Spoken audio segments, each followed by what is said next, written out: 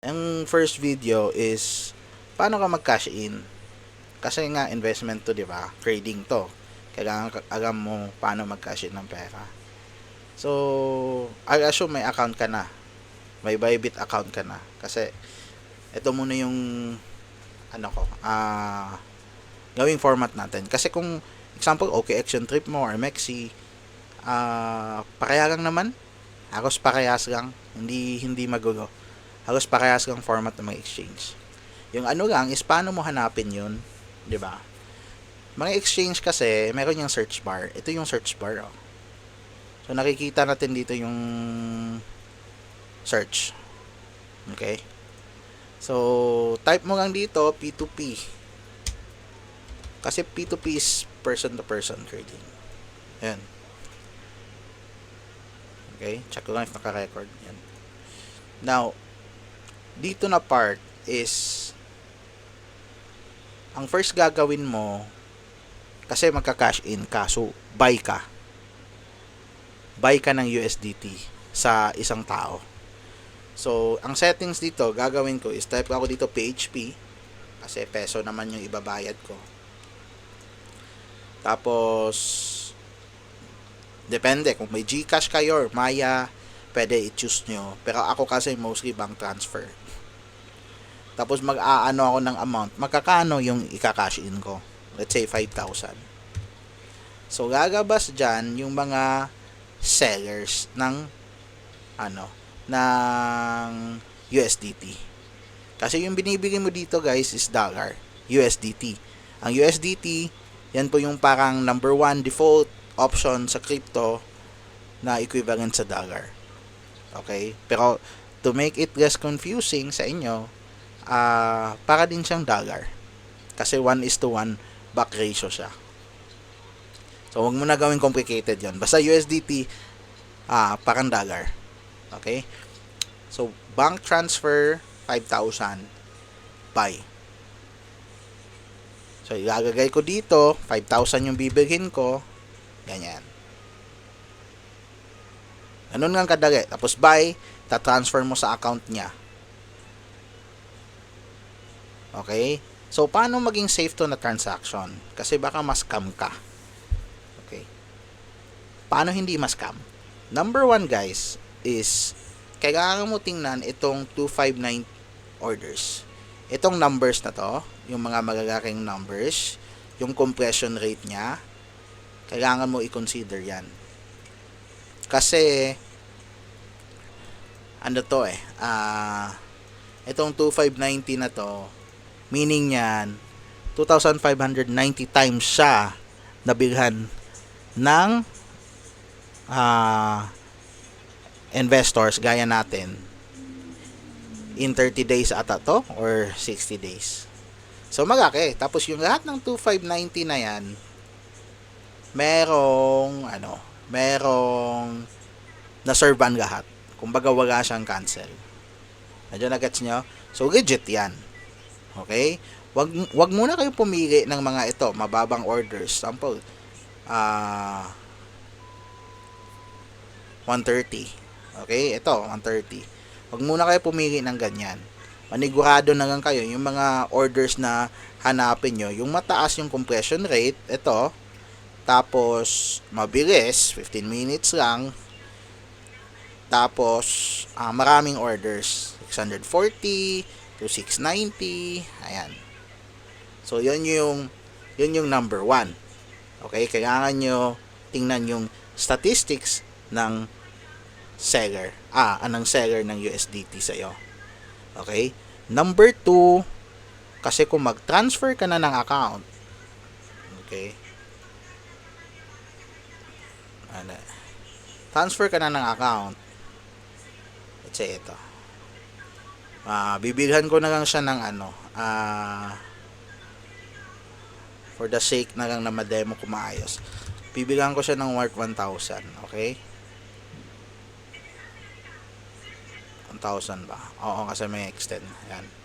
Bibigyan ko siya ng worth 1,000. Ayan. So, eto na yon. Ang nangyari kasi, pag-click mo na nun, hinode na ni Bybit yung 17 USDT niya. Okay? Okay? So, itong yung situation na to, hindi makaka-scam si seller na tatakbuhan ka after mo mag-transfer. Kasi nga, hinode na ni Bybit na may $17 ka. Hindi kasi to ma-confirm, guys. Ito, ulitin ko lang. Hindi kasi to ma-confirm. Kasi kung kita mo, hindi to ma-confirm ni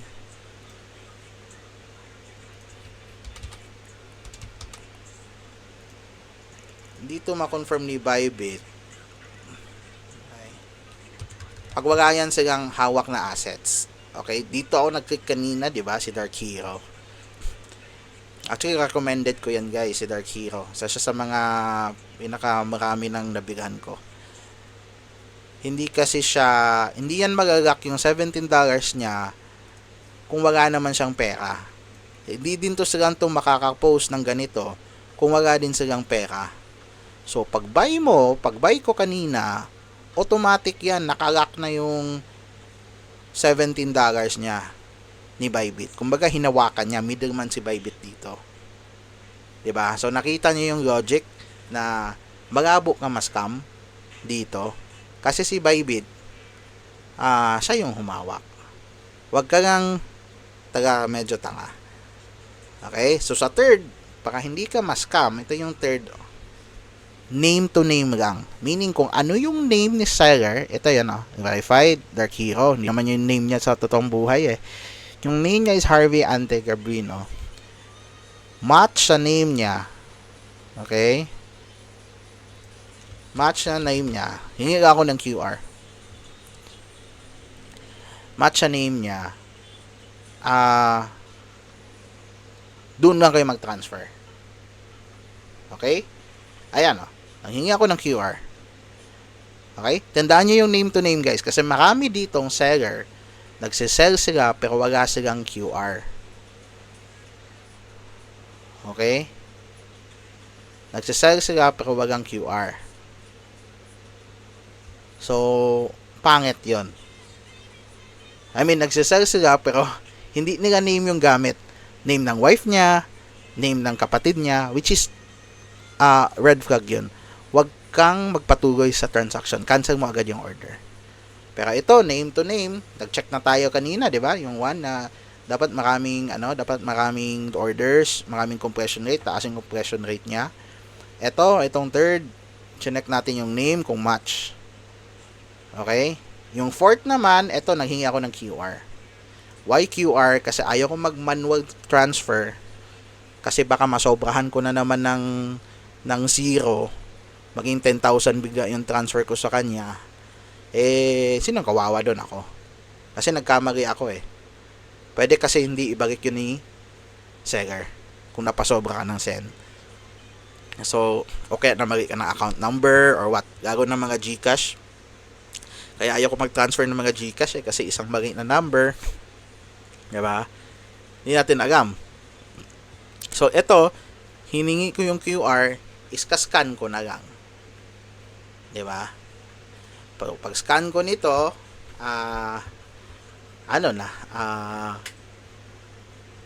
diretso na yan sa account niya. Tapos, i-release na yung $17 na in-order ko.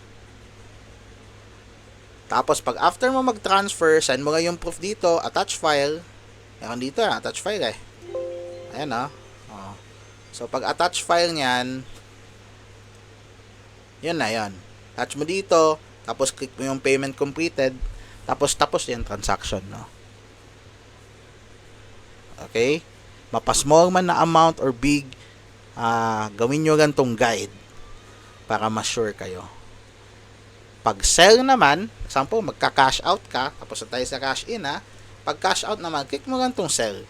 Kung sell mo is $5,000 worth, o kaya 100, so sell USDT, make sure na nakalagay sa funding yung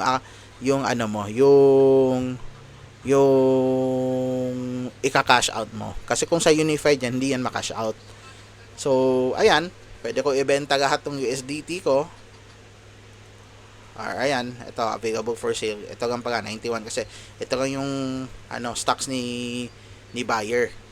Ngayon naman, tayo na naman yung seller. Yung buyer, si CryptoMax.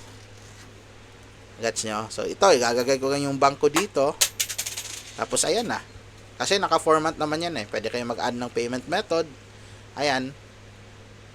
So, naka-format na yan. Wag ang problema yan. Okay?